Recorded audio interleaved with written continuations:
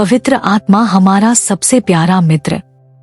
ओह प्यारे लोगों, मैं पवित्र आत्मा से कितना प्यार करती हूँ। मैं उनकी उपस्थिति से कितना प्यार करती हूँ। उनके साथ संगति करने जैसा कुछ भी नहीं है। और मैं आपको बताती हूँ, यदि आपने कभी उन्हें वास्तव में जाना है, यदि आपने कभी उनकी उपस्थिति का स्पर्श महसूस किया है, तो आप समझती हैं कि वह आपकी सांसों से भी अधिक वास्तविक हैं। ओह काश आप जानती, काश आप उनके लिए उनके प्रेम की गहराई को जानती। लेकिन इस पीढ़ी की त्रासदी यह है कि बहुत से लोग पवित्र आत्मा से बात करने के बजाय उनके बारे में बात करते हैं। बहुत से लोग जल्दबाजी वाले शब्दों के साथ, चिंतित दिलों के साथ उनके सामने आते हैं, उन्हें केवल एक शक्ति के रूप में मानते हैं, न कि स्वयं परमेश्वर की अनमोल जीवित उपस्थिति के रूप में। लेकिन मेरी बात सुनिए, वह दूर नहीं है। वह कोई अस्पष्ट रहस्यमयी ऊर्जा नहीं है। वह एक व्यक्ति है, त्रिएक परमेश्वर में तीसरा व्यक्ति, जो आपकी संगति के लिए तरसते हैं, जो आपके प्रेम में, समर्पण में, आराधना में उनके लिए अपनी आवाज उठाने के लिए तरसते हैं। ओह, मैं आज आपसे विनती करती हूँ, उन्हें अनदेखा करके पवित्र आत्मा को दुखी न करें। जीवन की व्यस्तता आपको सबसे बड़े खजाने से वंचित न करे जो आपके पास हो सकता है, उस एक के साथ एक रिश्ता जो आपका सांत्वनादाता, आपका शिक्षक, आपका मार्गदर्शक है। पवित्र आत्मा प्रतीक्षा कर रही है, आपकी प्रतीक्षा कर रही है कि आप उनके पास सही तरीके से आएं, श्रद्धा के साथ, ईमानदारी के साथ, एक खुले दिल के साथ, जो कहता है, पवित्र आत्मा मैं यहाँ हूँ और आज रात मैं आपको बताऊंगी कैसे। मैं आपको रास्ता दिखाऊंगी, पवित्र आत्मा से बात करने का सही तरीका, उनके साथ चलने का, उन्हें अपना सबसे करीबी दोस्त जानने का। क्योंकि जब आप यह सीख जाएंगी, जब आप यह सीख जाएंगी, तो आपका जीवन फिर कभी वैसा नहीं रहेगा। पवित्र आत्मा एक व्यक्ति, एक साथी। पवित्र आत्मा सिर्फ एक शक्ति नहीं है, सिर्फ एक प्रभाव नहीं है, और निश्चित रूप से वातावरण में तैरने वाली एक अमूर्त उपस्थिति नहीं है। वह एक व्यक्ति है, त्रिएक परमेश्वर में तीसरा व्यक्ति, जिसके पास एक मन, एक इच्छा और भावनाएं हैं। वह बोलता है, वह मार्गदर्शन करता है, वह सिखाता है, और वह उन लोगों के साथ संगति के लिए तरसता है जो उसे चाहते हैं। बहुत से विश्वासी इस मूलभूत सच्चाई को समझने में विफल रहते हैं। पवित्र आत्मा को एक व्यक्तिगत शक्ति के रूप में मानते हैं, जिसे उपयोग किया जाना है, न कि एक दिव्य व्यक्ति के रूप में जिसे जाना जाना है। यह गलतफहमी उसकी उपस्थिति के एक उथले अनुभव की ओर ले जाती है, भावनाओं के क्षणों पर बने रिश्ते की ओर, गहरी संगति के जीवन की ओर नहीं। पवित्र आत्मा चमत्कारों के लिए एक उपकरण नहीं है, वह शक्ति का एक अस्थायी उछाल नहीं है जो आता और जाता है। वह एक जीवित प्राणी है जिसे हमारे भीतर रहने के लिए, हमें सभी सच्चाई में ले जाने के लिए, सांत्वना देने, निर्देश देने और सशक्त बनाने के लिए भेजा गया है। मसीही जीवन की सबसे गहरी त्रासदियों में से एक लोगों को पवित्र आत्मा को केवल अभिव्यक्तियों के लिए, केवल चमत्कारों के लिए, केवल उन अनुभवों के लिए तलाशते हुए देखना है जो इंद्रियों को रोमांच देते हैं, जबकि उसके व्यक्तित्व की वास्तविकता को पूरी तरह से अनदेखा करते हैं। वे उसकी शक्ति के लिए पुकारते हैं, लेकिन उसके दिल को जानने के लिए समय नहीं निकालते। वे उसके द्वारा लाए गए वरदान चाहते हैं, लेकिन शांत संगति में उसके साथ बैठने की इच्छा नहीं करते। वे संकट के क्षणों में उसके पास दौड़ते हैं, लेकिन उसके साथ रोजाना नहीं चलते। यही कारण है कि बहुत से लोग पवित्र आत्मा के साथ एक वास्तविक संबंध बनाए रखने के लिए संघर्ष करते हैं। उन्होंने उसे एक अनुभव तक सीमित कर दिया है, बजाय इसके कि उसे उस एक के रूप में सम्मानित करें जो उनके जीवन का नेतृत्व करना चाहता है। जब आप पहचानती हैं कि वह एक व्यक्ति है, तो आप उससे अलग तरीके से संबंध बनाना शुरू कर देती हैं। आप उसे आदेश देना बंद कर देती हैं, जैसे कि वह कोई ऊर्जा स्रोत हो जिसे नियंत्रित किया जाना है, और आप उसे अपने सबसे करीबी दोस्त और दिव्य सलाहकार के रूप में समर्पित करना शुरू कर देती हैं। जब आप इसे वास्तव में समझ जाती हैं, तो पवित्र आत्मा से बात करने का तरीका बदल जाता है। आप केवल हवा में चिल्लाती नहीं हैं, किसी प्रतिक्रिया की उम्मीद में। आप यांत्रिक परिणाम की उम्मीद में पूर्वाभ्यास की गई प्रार्थनाएं नहीं करती। आप श्रद्धा के साथ उसके सामने आती हैं, उसकी उपस्थिति को स्वीकार करती हैं, यह समझते हुए कि वह सुनता है, कि वह प्रतिक्रिया करता है, कि वह महसूस करता है। पवित्र आत्मा की भावनाएं हैं, उसे दुखी किया जा सकता है, उसका विरोध किया जा सकता है, उसे अनदेखा किया जा सकता है। फिर भी वह खुद को प्रकट करने के लिए तरसता है, उन लोगों के करीब आने के लिए तरसता है जो उसे जानना चाहते हैं। वह धैर्यवान है, कभी अपना रास्ता मजबूर नहीं करता, कभी वहां घुसपैठ नहीं करता जहां उसका स्वागत नहीं है। लेकिन जो उसे एक व्यक्ति के रूप में पहचानती है, जो उससे ऐसे बात करती है जैसे वे एक प्यारे दोस्त से बात करती हैं, वह खुद को ऐसे तरीकों से प्रकट करता है जो मानवीय समझ से परे हैं। बहुत से लोग पवित्र आत्मा की उपस्थिति की पूरी गहराई का अनुभव नहीं करते क्योंकि वे इस समझ के साथ उसके पास आने में विफल रहते हैं। वे उसके पास ऐसे आते हैं जैसे वह कोई दूर की शक्ति हो, जैसे वह स्वर्ग से उतरने वाला केवल एक प्रभाव हो, बजाय इसके कि यह पहचाने कि वह उनके भीतर है, उनके अस्तित्व में निवास कर रहा है। पवित्र आत्मा को दूर से बुलाने की जरूरत नहीं है, वह करीब है, सांस से भी करीब, उस दिल का इंतजार कर रहा है जो वास्तव में उसे पहचान लेगा। उसे एक व्यक्ति के रूप में जानना एक ऐसा रिश्ता बनाना है जो भावनाओं पर निर्भर नहीं है, बाहरी अभिव्यक्तियों पर निर्भर नहीं है, बल्कि विश्वास और भरोसे में निहित है। यह आपके उसके साथ बातचीत करने के तरीके को बदल देता है। यह आपको मुठभेड़ के क्षणों से संगति की जीवन शैली में ले जाता है। जब पवित्र आत्मा को एक व्यक्ति के रूप में पहचाना जाता है, तो प्रार्थना एक दिनचर्या से कहीं अधिक हो जाती है। आराधना एक गीत से कहीं अधिक हो जाती है।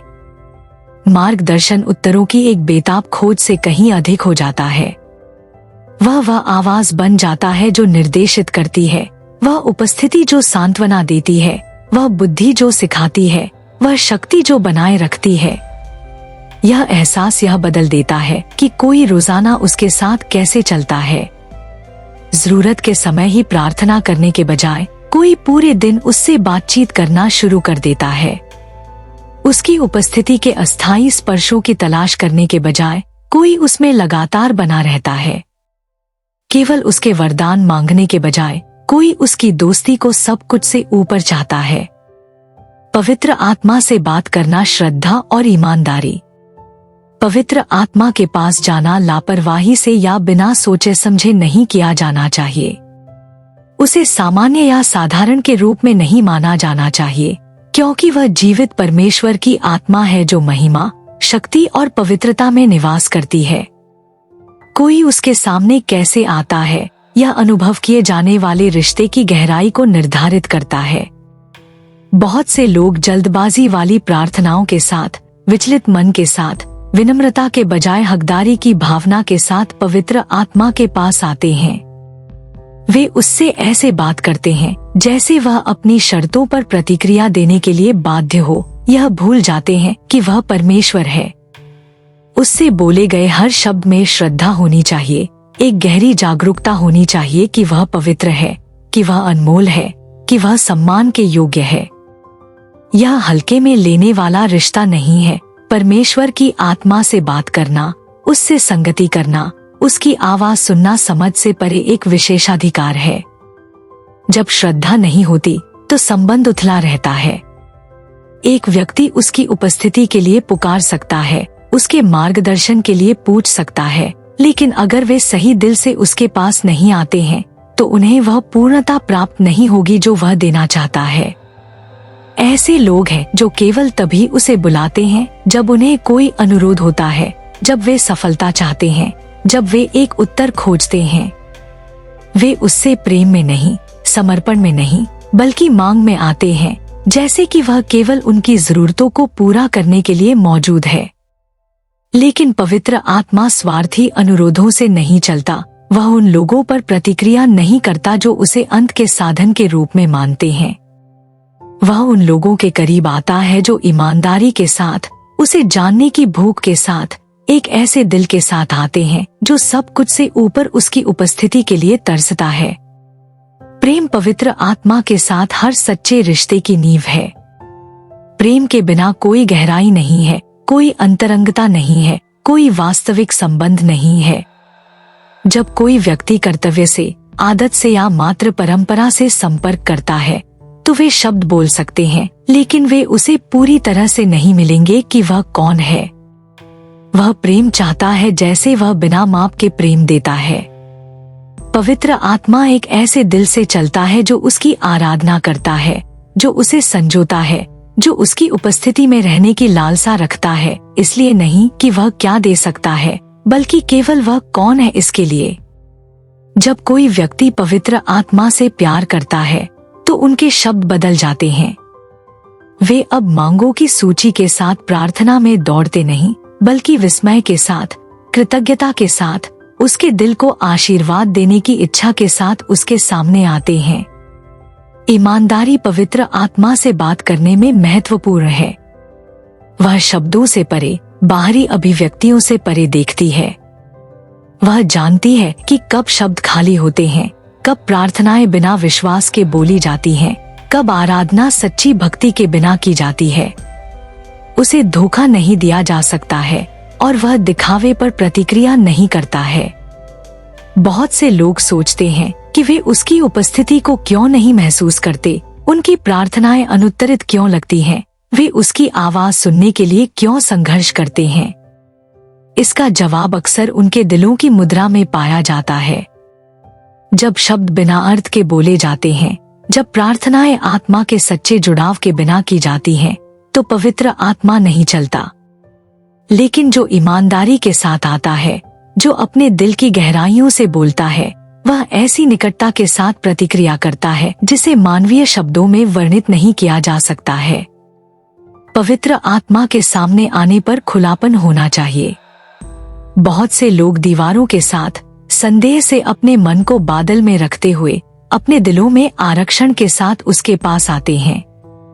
वे उसकी उपस्थिति महसूस करना चाहते हैं, लेकिन उसके सामने पूरी तरह से कमजोर होने को तैयार नहीं है। पवित्र आत्मा ऐसे दिल में स्वतंत्र रूप से नहीं चल सकता जो पीछे हटता है, ऐसे जीवन में जो केवल आधा समर्पित है। वह उन लोगों की तलाश करता है जो पूर्ण खुलेपन के साथ आएंगे, जो अपना दिल उसके सामने उंडेलेंगे, जो औपचारिकता के पीछे नहीं छिपेंगे, बल्कि सच्चाई में उसके सामने खड़े होंगे। पवित्र आत्मा से बात करने के लिए विश्वास की आवश्यकता होती है, सिर्फ भावनाओं की नहीं। विश्वास वह नींव है जिस पर उसके साथ सभी सच्ची बातचीत का निर्माण होता है। बहुत से लोग पवित्र आत्मा से इस बात पर आधारित होकर संपर्क करते हैं कि वे उस क्षण में कैसा महसूस करते हैं, यह सोचते हुए कि यदि वे उसकी उपस्थिति को महसूस नहीं करते हैं तो वह वहां नहीं है। वे भावनाओं को उसके साथ अपने रिश्ते को निर्देशित करने देते हैं, यह विश्वास करते हुए कि यदि कोई भारी सनसनी नहीं है तो उनकी प्रार्थनाएं सुनी नहीं जा रही हैं। लेकिन पवित्र आत्मा मानवीय भावनाओं के अनुसार नहीं चलता, वह विश्वास के अनुसार चलता है। भावनाएं अस्थिर होती हैं, एक क्षण से दूसरे क्षण में बदलती रहती हैं, परिस्थितियों, मनोदशा और बाहरी स्थितियों से प्रभावित होती हैं। विश्वास, हालांकि, स्थिर रहता है, परमेश्वर के वचन की अपरिवर्तनीय सच्चाई में लंगर डाले हुए। जब कोई व्यक्ति पवित्र आत्मा के साथ अपने संचार में भावनाओं पर निर्भर करता है तो वे एक असंगत संबंध विकसित करते हैं। जिन दिनों वे आध्यात्मिक रूप से मजबूत महसूस करते हैं, वे आत्मविश्वास के साथ उससे संपर्क करते हैं। लेकिन जिन दिनों वे दूर महसूस करते हैं, वे हिचकिचाते हैं, यह मानकर कि वह पीछे हट गया है। यह एक गलती है जो बहुतों को उस अंतरंगता की गहराई का अनुभव करने से रोकती है जिसे वह उनके साथ चाहता है।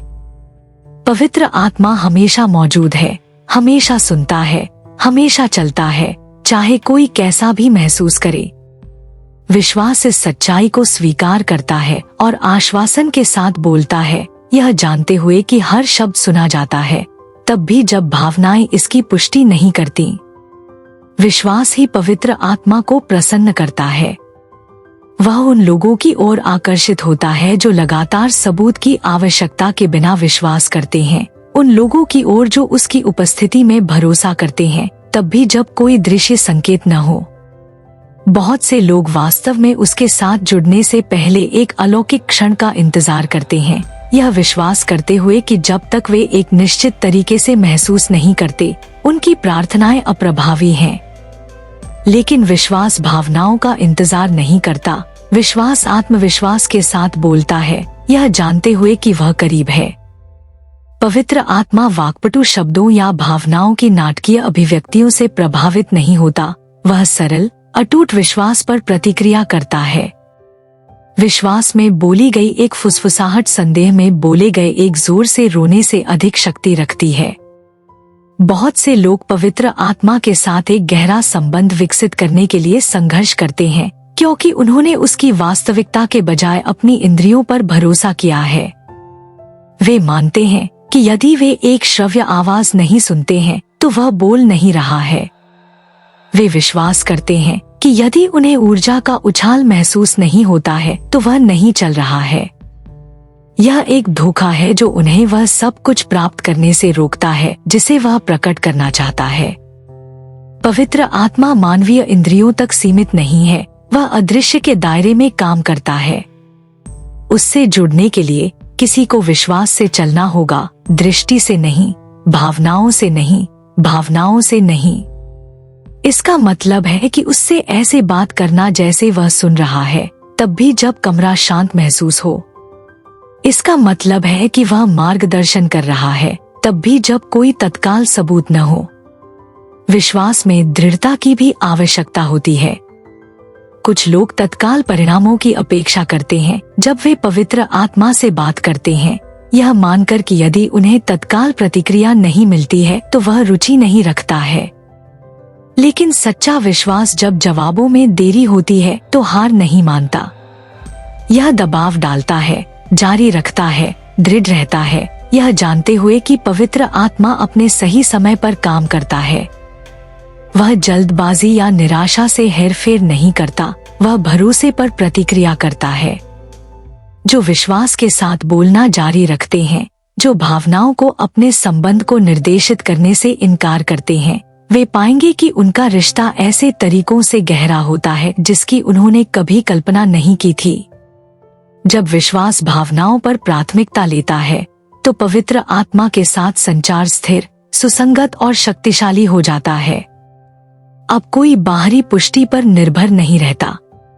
अब रिश्ता मनोदशा या परिस्थितियों से प्रभावित नहीं होता। इसके बजाय एक अटूट आश्वासन होता है कि वह करीब है, कि वह सुन रहा है, कि वह चल रहा है। इस तरह की विश्वास से भरी बातचीत एक ऐसे जीवन का द्वार खोलती है जहां पवित्र आत्मा की उपस्थिति केवल एक कभी कभार का अनुभव नहीं है, बल्कि एक दैनिक वास्तविकता है। सुनना प्रार्थना का हृदय। पवित्र आत्मा को सुनना उतना ही महत्वपूर्ण है जितना उससे बात करना। बहुत से लोग लंबे प्रार्थनाओं, अंतहीन अनुरोधों और शब्दों की बाढ़ के साथ उसके सामने आते हैं, लेकिन वे उसकी आवाज सुनने के लिए रुकते नहीं, शांत नहीं होते, इंतजार नहीं करते। वे एक तत्काल उत्तर, एक नाटकीय संकेत या एक भारी भावना की उम्मीद करते हैं, लेकिन वे शांत क्षणों में सुनने के लिए समय नहीं निकालते। पवित्र आत्मा बोलता है, लेकिन वह शोर से प्रतिस्पर्धा नहीं करता। उसकी आवाज कोमल है, एक ऐसे दिल की आवश्यकता है जो शांत रहने को तैयार हो, चौकस रहने को, अपेक्षा के साथ इंतजार करने को तैयार हो। वह ज्ञान प्रकट करने के लिए तरसता है, दिशा देने के लिए, सांत्वना प्रदान करने के लिए, लेकिन वह उन लोगों पर अपनी आवाज मजबूर नहीं करेगा जो सुनने के लिए बहुत व्यस्त हैं। बहुत से लोग पवित्र आत्मा को सुनने के लिए संघर्ष करते हैं क्योंकि वे एक तरफा बातचीत के साथ उससे संपर्क करते हैं। वे अपनी चिंताओं, अपनी जरूरतों, अपनी इच्छाओं को उंडेलते हैं और फिर उसकी प्रतिक्रिया का इंतजार किए बिना चले जाते हैं। वे प्रार्थना को पूरा करने वाले कार्य के रूप में मानते हैं, न कि संवाद के रूप में। पवित्र आत्मा के साथ एक गहरे रिश्ते के लिए एक ऐसे दिल की आवश्यकता होती है जो सुनता है, जो उसके नेतृत्व के प्रति संवेदनशील होता है, जो जल्दी बोलने के बजाय जल्दी प्राप्त करता है। व्याकुलताओं को दूर करने की इच्छा होनी चाहिए, दुनिया के शोर से दूर होने की, उसे बोलने के लिए जगह बनाने की। जो अपनी प्रार्थनाओं में जल्दबाजी करते हैं और तुरंत जीवन की व्यस्तता में लौट आते हैं, वे अक्सर वह चूक जाते हैं जो वह कह रहा है। वह शांति में बोलता है, शांत समर्पण के क्षणों में, एक ऐसे दिल की गहराइयों में जो वास्तव में उसे खोज रहा है। पवित्र आत्मा को सुनने के लिए किसी को उसकी आवाज को पहचानना भी सीखना होगा। वह हमेशा श्रव्य शब्दों में नहीं बोलता, यद्यपि वह ऐसा कर सकता है। अक्सर वह एक गहरे ज्ञान के माध्यम से, एक आंतरिक गवाह के माध्यम से, हृदय पर रखी गई छापों के माध्यम से बोलता है। वह परमेश्वर के वचन के माध्यम से बोलता है, शास्त्रों को इस तरह से रोशन करता है जो स्पष्टता और दिशा लाता है। वह शांति के माध्यम से बोलता है, आत्मा में वह शांति रखकर सही मार्ग की पुष्टि करता है। वह दोष सिद्धि के माध्यम से बोलता है, उन लोगों को धीरे से सुधारता और मार्गदर्शन करता है जो सुनने को तैयार हैं। लेकिन बहुत से लोग उसकी आवाज को चूक जाते हैं क्योंकि वे उम्मीद करते हैं कि यह उनके अपने विचारों जैसा लगेगा, या वे कुछ नाटकीय का इंतजार करते हैं बजाय उन सूक्ष्म फिर भी शक्तिशाली तरीकों पर भरोसा करने के जिनके माध्यम से वह संवाद करता है। जब कोई व्यक्ति पवित्र आत्मा को सुनना सीखता है तो उसके साथ उसका रिश्ता ऐसे तरीकों से गहरा होता है जिसकी उन्होंने कभी कल्पना नहीं की थी। अब वे अपने जीवन की दिशा के बारे में खोया हुआ, अनिश्चित या भ्रमित महसूस नहीं करते। उसकी आवाज उनकी कंपास बन जाती है, उन्हें परमेश्वर की इच्छा में कदम दर कदम नेतृत्व करती है। लेकिन इसके लिए एक ऐसे दिल की आवश्यकता होती है जो न केवल खुला हो बल्कि आज्ञा मानने को तैयार भी हो। कुछ पवित्र आत्मा को सुनते हैं लेकिन वह जो कह रहा है उसे अनदेखा करते हैं क्योंकि यह वह नहीं है जो वे सुनना चाहते हैं। वे अपनी इच्छाओं के लिए पुष्टि चाहते हैं बजाय सच्चे मार्गदर्शन के। वे तभी सुनते हैं जब यह उनकी योजनाओं के अनुरूप होता है, लेकिन जब वह उन्हें एक अलग दिशा में ले जाता है तो विरोध करते हैं। पवित्र आत्मा अपनी इच्छा को किसी पर मजबूर नहीं करता, वह बोलता है, लेकिन व्यक्ति को उसका पालन करना होता है। पवित्र आत्मा को सुनने की जीवन शैली विकसित करने के लिए निरंतरता की आवश्यकता होती है। यह केवल प्रार्थना के क्षणों में नहीं होता, बल्कि पूरे दिन, हर निर्णय में, हर बातचीत में, हर कदम में होता है। वह हमेशा बोल रहा है, हमेशा मार्गदर्शन कर रहा है, हमेशा नेतृत्व कर रहा है, लेकिन केवल वही जो अपने दिलों को सुनने के लिए प्रशिक्षित करते हैं, वे सभी परिस्थितियों में उसकी आवाज को पहचानेंगे। इसका मतलब नियंत्रण को समर्पण करना है, पूर्वकल्पित विचारों को छोड़ना है और उसकी दिशा के प्रति पूरी तरह से समर्पित होना है। एक व्यक्ति जितना अधिक सुनता है, उसकी आवाज उतनी ही स्पष्ट होती जाती है। वे जितना अधिक आज्ञा मानते हैं, उनके साथ उनका रिश्ता उतना ही गहरा होता जाता है। यह पवित्र आत्मा के साथ सच्ची संगति में चलने का तरीका है, केवल उससे बात करना नहीं, बल्कि उसे जीवन के हर क्षेत्र में बोलने और नेतृत्व करने देना। पूर्ण समर्पण उसकी पूर्णता की कुंजी। पवित्र आत्मा को पूरी तरह से समर्पण उसकी पूर्णता में चलने की कुंजी है। बहुत से लोग उसकी उपस्थिति, उसकी शक्ति और उसके मार्गदर्शन की इच्छा रखते हैं, लेकिन वे अपने तरीकों, अपनी इच्छाओं और अपने नियंत्रण को पकड़े रहते हैं। वे चाहते हैं कि पवित्र आत्मा उनके जीवन में चले, लेकिन वे पूरी तरह से उसे समर्पित होने को तैयार नहीं हैं। सच्चा समर्पण आंशिक नहीं है, यह सशर्त नहीं है। यह पवित्र आत्मा को यह कहना नहीं है कि मेरा नेतृत्व करो, जबकि अभी भी व्यक्तिगत योजनाओं और वरीयताओं से चिपके हुए हों। यह एक पूर्ण और कुल समर्पण है, स्वयं को त्यागना, हर उस इच्छा को छोड़ देना जो उसकी इच्छा के अनुरूप नहीं है। समर्पण का मतलब है कि उसका तरीका ही एकमात्र तरीका बन जाता है, कि उसकी आवाज अंतिम अधिकार बन जाती है, कि उसकी उपस्थिति सबसे बड़ी खोज बन जाती है। पवित्र आत्मा खुद को किसी पर मजबूर नहीं करता। वह वहां नियंत्रण नहीं लेता जहां उसे आमंत्रित नहीं किया जाता। वह उस व्यक्ति के जीवन में चलता है जिसने वास्तव में समर्पण किया है, जिसने उसके लिए जगह बनाई है, जिसने उन चीजों को छोड़ दिया है जो उसके काम को बाधित करती हैं। बहुत से लोग उसकी उपस्थिति की गहराई का अनुभव करने के लिए संघर्ष करते हैं, क्योंकि वे अपने जीवन के कुछ क्षेत्रों पर नियंत्रण रखना चाहते हैं। वे उसे कुछ चीजों में भरोसा करते हैं, लेकिन सभी चीजों में नहीं। वे उसे आध्यात्मिक मामलों में उनका मार्गदर्शन करने की अनुमति देते हैं, लेकिन जब उनकी महत्वाकांक्षाओं, उनके रिश्तों, उनके निर्णयों की बात आती है तो उसका विरोध करते हैं। सच्चे समर्पण का मतलब उस पर पूरी तरह से भरोसा करना है, यह विश्वास करना है कि उसके तरीके उच्च हैं, कि उसकी योजनाएं महान हैं, कि उसकी बुद्धि मानवीय समझ से परे है। यह उससे व्यक्तिगत योजनाओं को आशीर्वाद देने के लिए कहना नहीं है, बल्कि उससे अपनी योजनाओं को प्रकट करने के लिए कहना है और फिर बिना किसी हिचकिचाहट के उनका पालन करना है। पवित्र आत्मा को समर्पण का मतलब अभिमान को छोड़ना भी है। बहुत से लोग उसके नेतृत्व का विरोध करते हैं, क्योंकि वे अपनी इच्छानुसार चीजें करना चाहते हैं। वे अपनी ताकत, अपने तर्क, अपनी क्षमताओं पर निर्भर रहते हैं। लेकिन पवित्र आत्मा वहां काम नहीं करता जहां स्वयं अभी भी नियंत्रण में है। वह उस जीवन में चलता है जो अभिमान से खाली है, आत्मेच्छा से खाली है, व्यक्तिगत महत्वाकांक्षा से खाली है। एक व्यक्ति जितना अधिक अपने तरीकों को पकड़े रहता है, उतना ही वे उसके चलने के लिए कम जगह छोड़ते हैं। लेकिन जब अभिमान को त्याग दिया जाता है, जब व्यक्तिगत नियंत्रण छोड़ दिया जाता है, तो पवित्र आत्मा संभाल लेता है और उसकी शक्ति ऐसे तरीकों से जारी होती है जो मानवीय प्रयास से परे हैं। पूर्ण समर्पण के लिए आज्ञाकारिता की भी आवश्यकता होती है। यह पवित्र आत्मा को यह कहना पर्याप्त नहीं है कि मैं आपको अपना जीवन देती हूँ, और फिर जब वह बोलता है तो पालन करने से इनकार कर देती है। समर्पण का मतलब है सुनना और आज्ञा मानना, तब भी जब रास्ता मुश्किल हो, तब भी जब इसके लिए बलिदान की आवश्यकता हो। बहुत से लोग पवित्र आत्मा को सुनते हैं, लेकिन आज्ञा मानने में हिचकिचाते हैं, क्योंकि उसकी दिशा उनके आराम या अपेक्षाओं के अनुरूप नहीं होती। वे उसकी उपस्थिति चाहते हैं, लेकिन उसके सुधार का विरोध करते हैं। वे उसका मार्गदर्शन चाहते हैं, लेकिन जब वह उन्हें अपनी योजनाओं से अलग दिशा में ले जाता है तो हिचकिचाते हैं।